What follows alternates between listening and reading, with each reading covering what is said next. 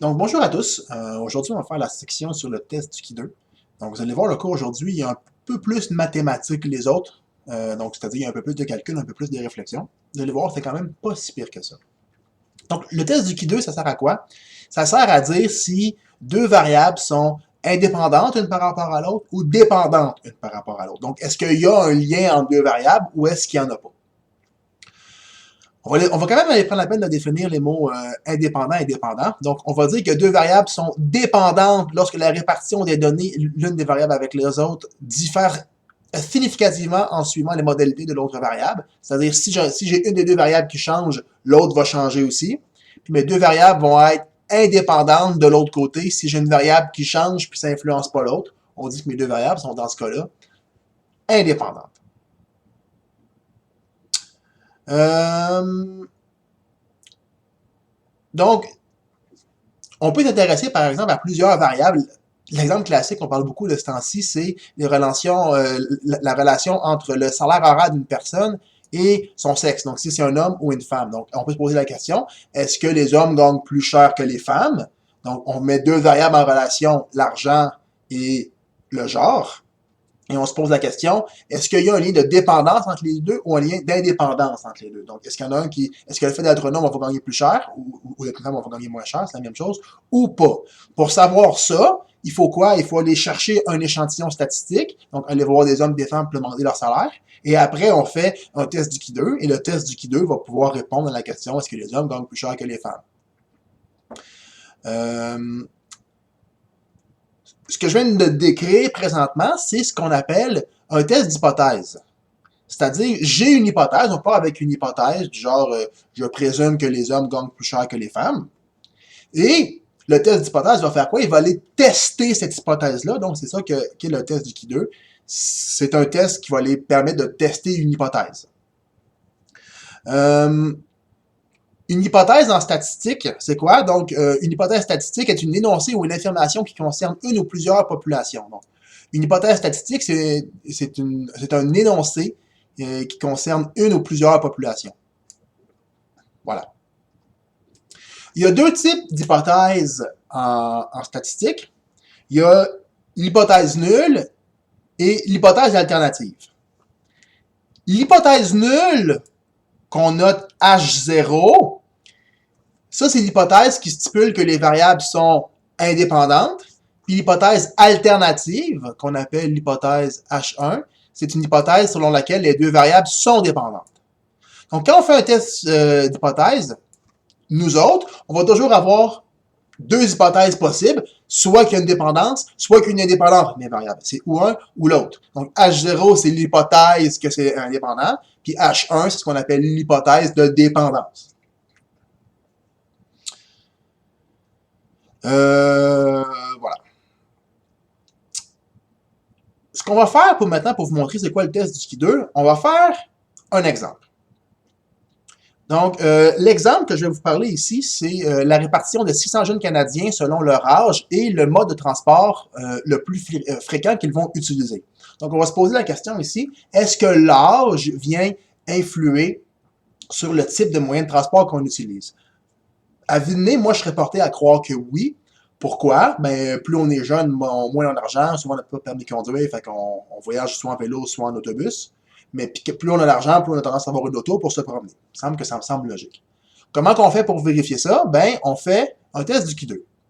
Donc, dans les notes de cours, il y a juste un tableau vide. Moi, je trouve ça un peu ridicule. Fait que ce que je vous ai fait, j'ai mis un Excel directement sur Léa et j'ai mis des données. Donc, j'ai inventé des données pour le problème. Donc, ici, j'ai la répartition des âges par rapport aux moyens qu'ils utilisent le plus souvent dans le tableau qui est présent ici. Donc ça, c'est les données statistiques que j'ai recueillies. Donc je suis allé voir 600 personnes. Je n'ai pas fait ça pour vrai, mais disons que je suis allé voir vraiment 600 personnes. J'ai collecté mes données. Et là, on regarde le beau petit tableau qui est là. Et on se pose la question, est-ce qu'il y a un lien statistique entre l'âge et le moyen de transport utilisé? Donc en regardant ça à vue de nez, pas clair. C'est pas toujours évident de dire qu'il y a un lien entre deux variables. C'est pour ça que le test du Ki2 arrive. Le test du Ki2 va nous donner une manière rationnelle de dire est-ce qu'il y a une dépendance ou pas. Donc, comment on va faire ça? comment on va pouvoir dire s'il y a une dépendance ou pas?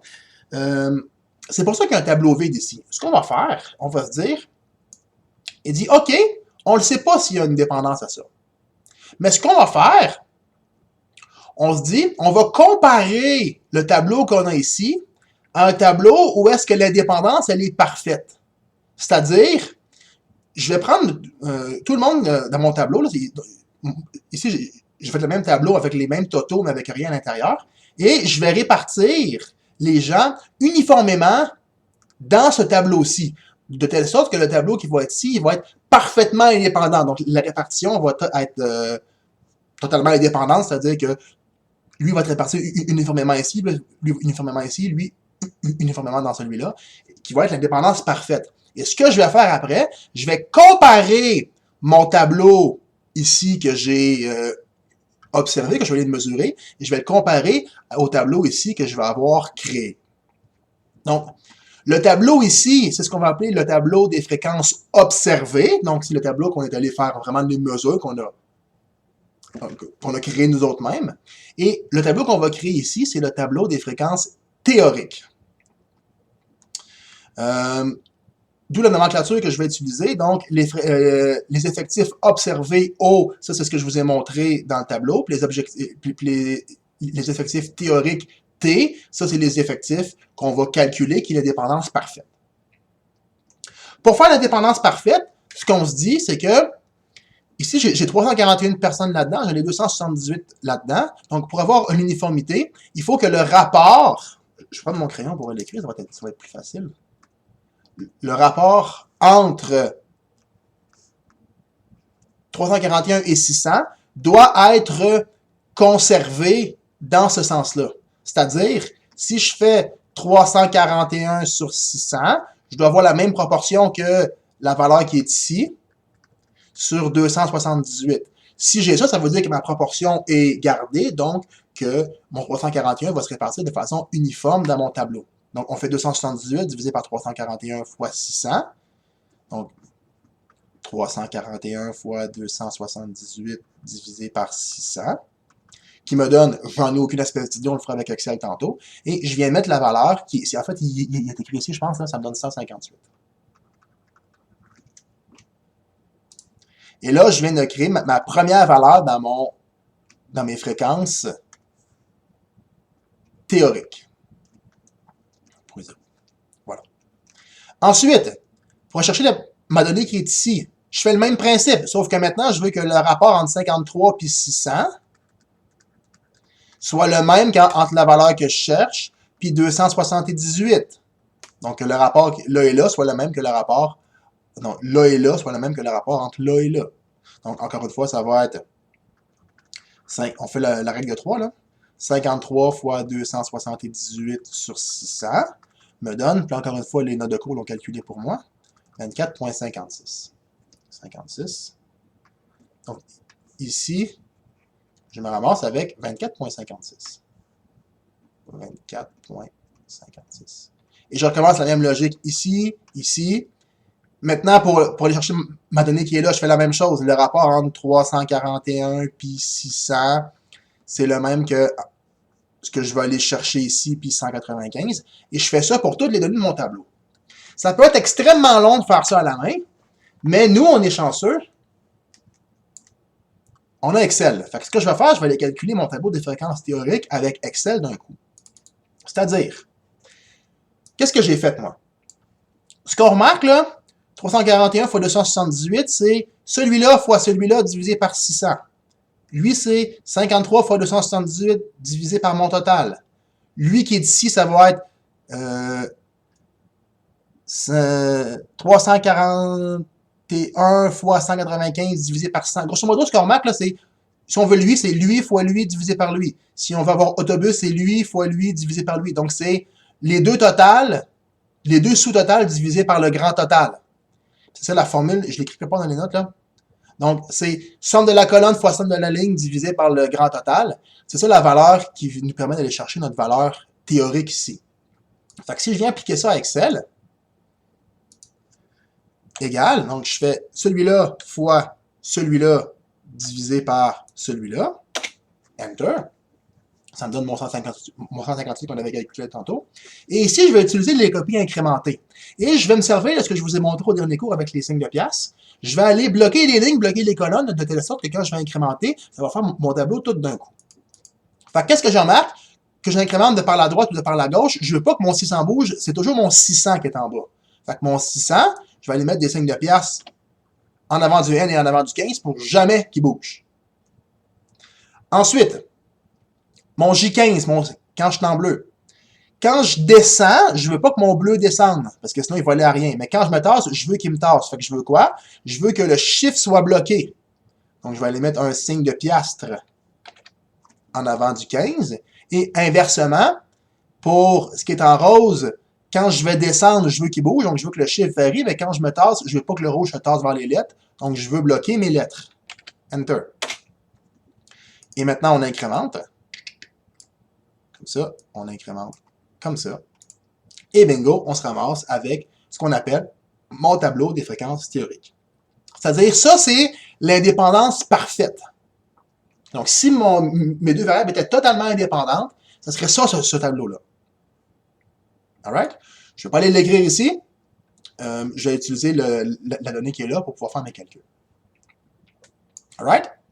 On va continuer à descendre. Donc, ça, c'est ce que je viens d'expliquer. Ça, c'est somme des colonnes fois somme des lignes divisé par le total. C'est la formule que j'ai besoin pour avoir mes fréquences théoriques. Maintenant,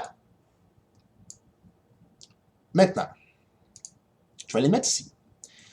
Ce que je vais faire, je vais calculer la distance entre les deux tableaux. C'est-à-dire, je me pose la question, est-ce que ce tableau-là est vraiment loin de ce tableau-là? Comment on fait pour faire ça? On va aller cellule par cellule, on va aller calculer la distance cellule par cellule. Donc, c'est quoi la distance entre cette valeur-là et cette valeur-là? Ben, la distance entre les deux valeurs, c'est clairement la différence des deux. Donc, celle-ci moins celle-ci. Enter. Et ça me donne la distance entre les deux. Le problème ici, c'est que ça me donne une distance qui est négative. C'est un petit peu désagréable. Je voudrais avoir une distance qui est positive, parce que si je suis inférieur ou supérieur, si là je suis à 101, je suis en dessous.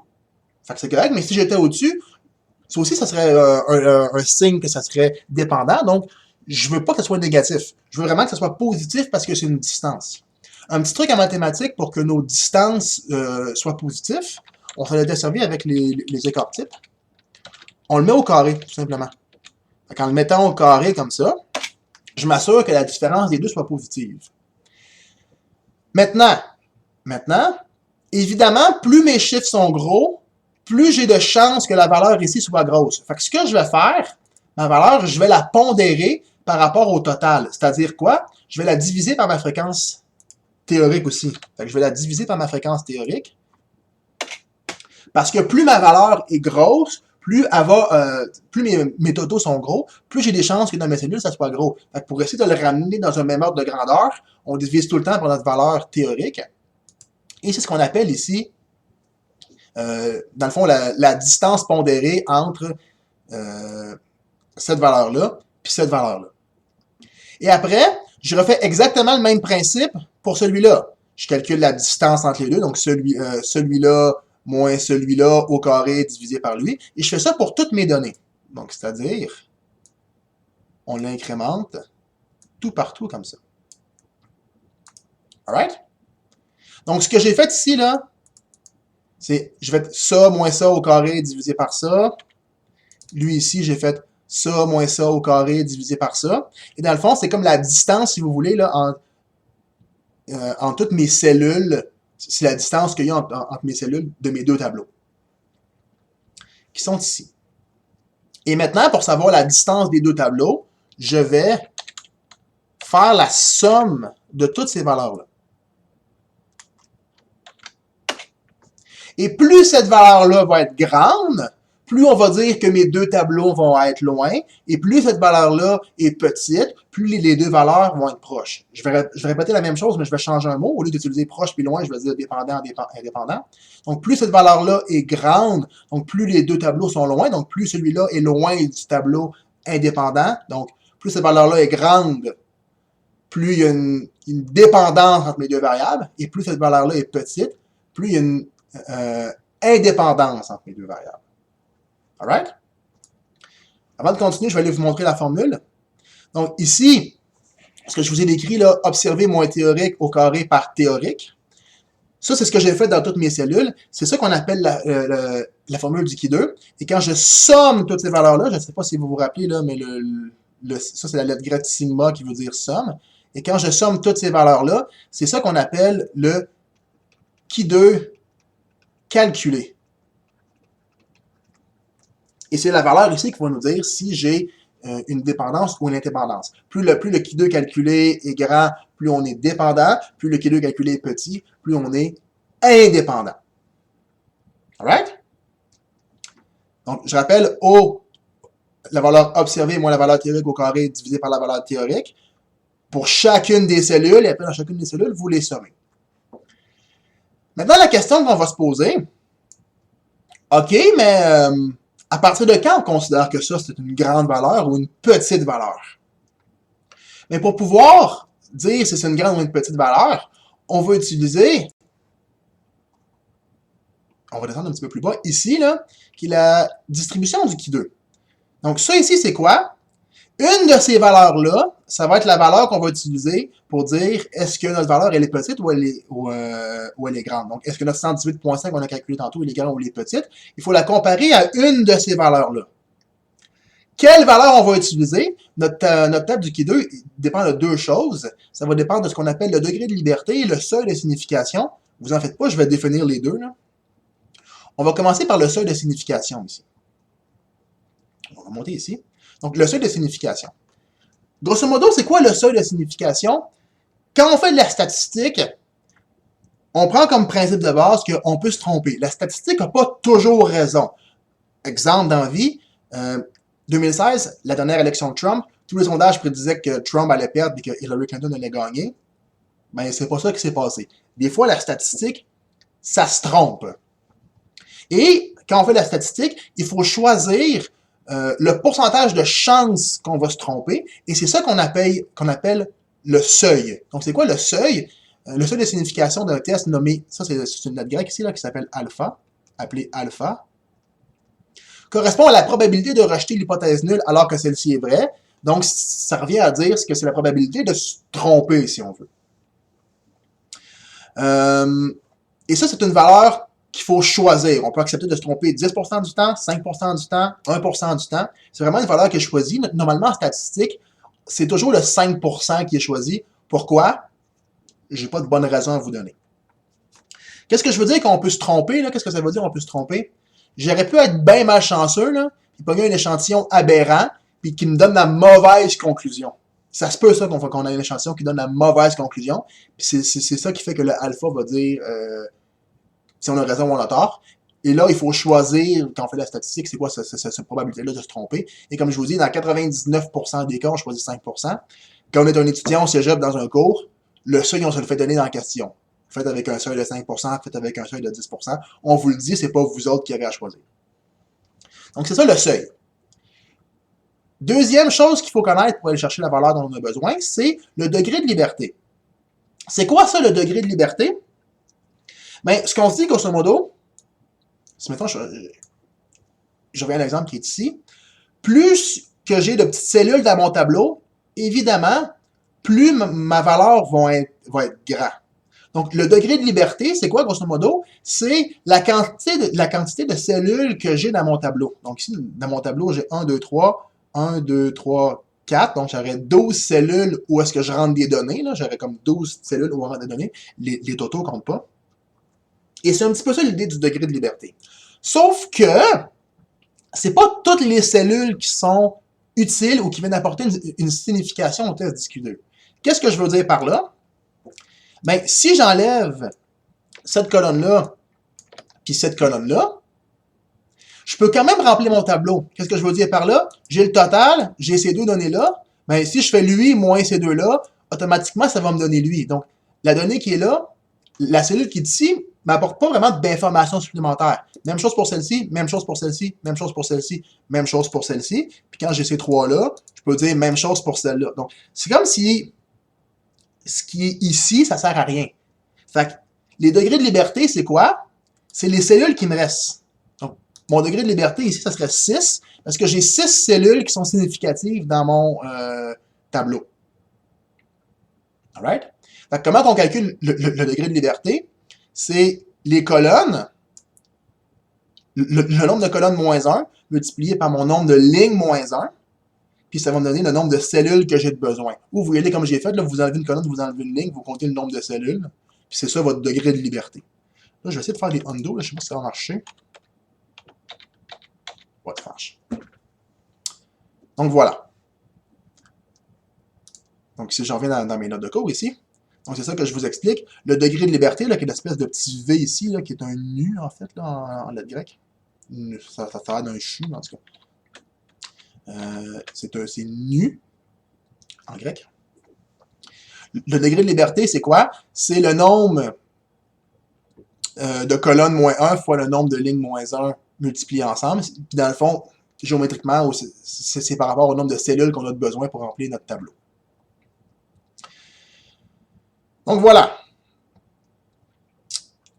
Et quand on a notre degré de liberté, on a choisi notre seuil, on va avoir accès à une donnée ici qui va nous permettre d'aller comparer ce qu'on a calculé tantôt. Donc nous, dans l'exemple qu'on a fait, on a dit j'ai 6 degrés de liberté, puis on va fixer un seuil de 5% parce que c'est la norme habituelle 5%. C'est-à-dire, j'ai 6 degrés de liberté, donc la valeur qui est ici. J'ai dit, on prend 5%, c'est ce que... Puis on regarde à l'intersection des deux, ça serait 12,59. Oups, 12,59. 12,59, ça on appelle ça le Q2 critique. Puis ce que j'ai eu ici, c'est ce qu'on a calculé ici, c'est ce qu'on appelle le Q2 calculé. Et pour conclure, cette valeur-là, elle est grande, on se demande, est-ce que le Q2 calculé est plus grand que le Q2 critique? Si le Q2 calculé est plus grand que le Q2 critique, alors on dit que les deux variables sont dépendantes. S'il avait été inférieur au Q2 critique, alors les deux variables auraient été indépendantes. Alright? Beaucoup de choses. J'ai expliqué beaucoup de concepts un peu abstraits. C'est pas si compliqué que ça. Okay, ça, c'était juste un exemple. Je vais refaire un deuxième exemple. Je pense que ça va être bon pour tout le monde de refaire un deuxième exemple. Donc, je vais retourner dans les notes, c'est-à-dire ici. Et je vais aller vous montrer comment on peut faire un test du Q2 dans un autre exemple. Ah oui, j'ai oublié quelque chose. Excel peut calculer des Q2 sans passer par le tableau. Il existe une fonction dans Excel là, qui s'appelle Q2 inverse. Là. Elle est ici. Q2 inverse. Et c'est une fonction qui prend deux variables, c'est-à-dire, vous devez mettre une probabilité et un degré de liberté. Donc, votre probabilité, ça, c'est le pourcentage de chance de vous tromper, 0,5, point virgule, votre degré de liberté, 6, Enter, puis là, c'est en pourcentage, là, je ne veux pas l'avoir en pourcentage, je le veux standard. Puis on l'a calculé avec Excel. On peut le calculer avec Excel aussi. Si jamais ça vous mélange, là, les deux variables, quand vous tapez Q2 inverse, ce que vous pouvez faire, vous pouvez aller cliquer sur le petit F de X qui est ici, puis ça vous ouvre un petit menu contextuel. Là, si vous voulez aller mettre là, votre 0,5 dedans, puis votre 6 degrés de liberté, ça se fait de même aussi. Bon. Job board. Donc là, ce que je vous ai fait dans votre premier exemple, je vous ai fait un peu un melting pot de toute la théorie qu'on a besoin pour pouvoir faire un exemple. Mais là, je vais vraiment faire un exemple comme que je veux dans un examen, comme que je veux dans un laboratoire Excel. On va faire comme si on serait évalué, comme on ferait un test d'hypothèse. Donc, premièrement, quand on fait un test d'hypothèse, il faut commencer par formuler nos hypothèses. Là, je l'ai juste dit à l'oral, mais on va y aller plus formellement. Il faut établir un seuil de signification. Donc là, c'est le 5%, le 10%, le 1%. C'est dit dans la question, fait que c'est juste d'aller chercher la bonne information. Calculer vos effectifs théoriques. Ça, c'est ça qui est ici, là, mon tableau qui était là. Établissement du degré de liberté. Ça, c'est ce que je vous ai montré, la formule. Après, la règle de décision, on écrit une règle pour savoir quand est-ce qu'il faut accepter une hypothèse ou une autre hypothèse. On verra ça en temps et lieu. On calcule notre Q2. et on prend notre décision. Puis on forme une conclusion à la fin. Donc, exemple, il n'y a pas de contexte, mais c'est assez clair qu'est-ce que c'est. Si on regarde les lignes, là, la répartition des 1546 adultes québécois selon la fréquence du brossage de dents et de leur sexe. Donc, on pourrait se poser la question ici, est-ce que le fait d'être un homme ou être une femme influe sur la quantité de fois qu'on se brosse les dents par jour? Donc, moi, opinion préconçue, je serais porté à dire qu'une femme fait plus attention à elle, donc je serais porté à dire que si on est une femme, on brosse plus nos dents que les hommes. Mais, c'est juste une hypothèse. Là. On vérifiera ça après. Donc, on veut vérifier ce que je viens de vous dire comme hypothèse. Donc, formulation des hypothèses, j'en ai deux à formuler. H0, H1. Donc, H0, c'était l'hypothèse nulle, c'est l'hypothèse d'indépendance, et H1, c'est l'hypothèse alternative, l'hypothèse de dépendance. Donc là, on les écrit au complet, c'est-à-dire H0, c'est il n'y a pas de lien entre le nombre de fois que l'on se brosse les dents et le sexe d'une personne. Donc, hypothèse nulle, une hypothèse d'indépendant. Puis H1, c'est l'hypothèse où là, il y en a un lien, c'est la même chose, là, mais on remplace le il n'y a pas par il y a. Donc, il y a un lien entre le nombre de fois. Regardez bien ce que je vais faire. Donc, magie, ça apparaît tout seul. Donc, c'est la même chose. Il y en a un qui n'y a pas de lien, puis il y en a un lien, mais c'est la même phrase. Et vous changez. Donc, H0, c'est toujours l'hypothèse, pas de lien. H1, c'est l'hypothèse, il y a un lien. Établissement du seuil de signification. Donc, regardez, je l'ai écrit ici, là, avec un seuil de signification de 5%. Bougez pas, ok, ça va aller mieux. Avec un seuil de signification de 5%. Donc, je le note ici. Ensuite, calcul des effectifs théoriques. Là, je ne vais pas y aller à la main, là, je vais y aller clairement avec Excel. Excel, si vous allez voir dans EX2, ils sont ici nos données. Donc, je vais aller calculer mes effectifs. C'est-à-dire, bougez pas là, j'ai un petit bug dans mes données. Je vais juste aller corriger ça, comme ça, et comme ça. Bon, ok, excusez-moi pour le petit internet du stupide. Je vais aller faire mon effectif théorique, c'est-à-dire, égal, on avait dit quoi? On avait dit la ligne fois la colonne divisé par le total. On va se mettre une décimale, comme ça. Et là, ce qu'on avait dit, quand on descend, je veux que les lignes, les chiffres ne bougent pas, parce que si je descends, lui, il va descendre aussi, je veux pas ça. Donc, je viens bloquer celui-là avec un signe de pièce. Quand je me tasse comme ça, je veux pas que le rouge se tasse selon les lettres. Je viens bloquer la lettre avec un signe de pièce. Puis mon grand total, je veux jamais qu'il bouge. Je pèse sur F4, puis ça me bloque les deux d'un coup. Et après, j'ai juste à l'incrémenter à tout mon tableau. Comme ça. Et comme ça. Donc, ceci, ce sont mes effectifs théoriques. Donc, je ne vais pas aller les réécrire dans l'Excel, pas dans l'Excel, mais dans le PDF, dans les notes de cours, parce que dans le fond, c'est trop long. Donc, voilà. Établissement du nombre de degrés de liberté. Donc, qu'est-ce qu'on voit si je remplis mes données? Je peux le montrer dans Excel, ça c'est peut-être plus clair. Là. Donc, je peux enlever eux autres puis eux autres. Puis je vais quand même pouvoir le retrouver. Fait que j'ai 2 degrés de liberté. Ou on prend la formule 3 puis 2. C'est-à-dire, j'ai 3 colonnes, 2 lignes. Fait que 3 colonnes moins 1 fois 2 lignes moins 1, ça fait 2 fois 1, ça fait 2 degrés de liberté. Donc, on a 2 degrés de liberté. Formulation de la règle de décision. C'est quoi ça, la formulation de la règle de décision? Ça, je ne l'ai pas expliqué plus haut, c'est ici que je l'explique. On s'en va chercher notre Q2, notre Q2 critique, c'est-à-dire dans le tableau qui est ici. On a 2 degrés de liberté avec un seuil de 5%, ça veut dire que notre Q2 critique, il est de 5,99. Donc, mon Q2 critique, là, il est en haut, mon Q2 critique, là, c'est RIT pour critique. On a dit que c'est 5,99. Comme ça. C'est-à-dire,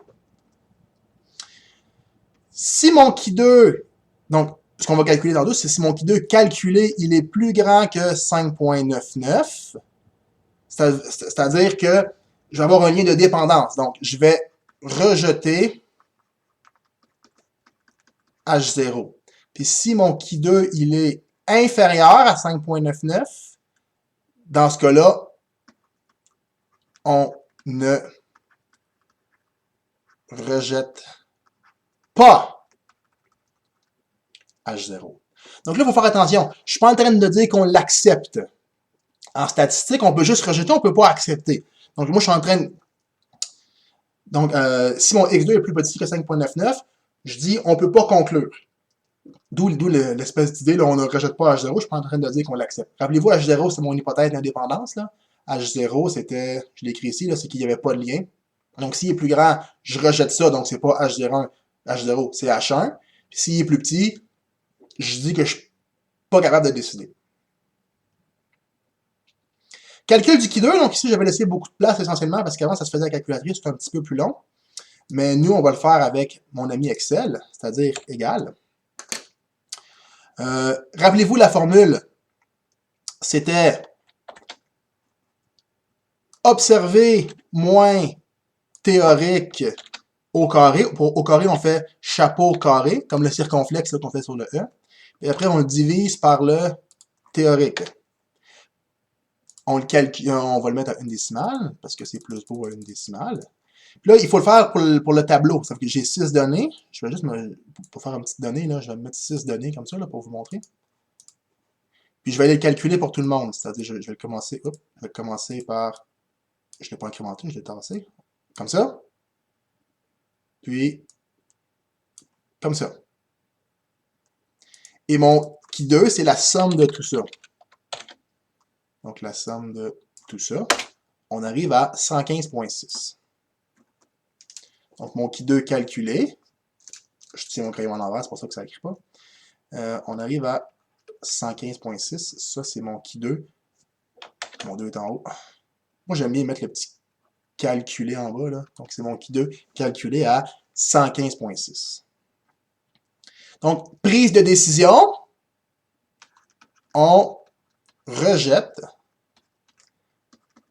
H0. C'est-à-dire que, vu que mon Q2 calculé ici, il est plus grand que 5,99, on rejette H0.